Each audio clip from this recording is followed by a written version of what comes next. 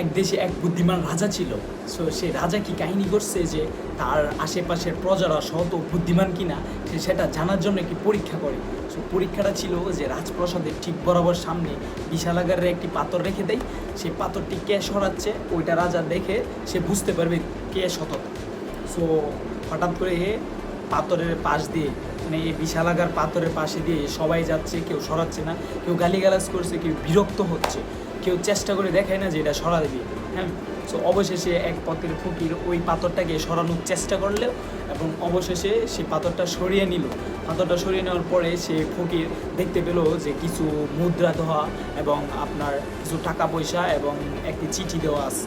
So চিঠিটা সে পড়ে দেখলো যে রাজা বলতেছে যে এই টাকা পয়সাগুলো এবং মুদ্রাগুলো তার জন্যই যে পাথরটিকে সরিয়ে চেষ্টা করছে এবং পাথরটা সরিয়ে নিচ্ছে, সে সমস্যা সমাধান করেছে।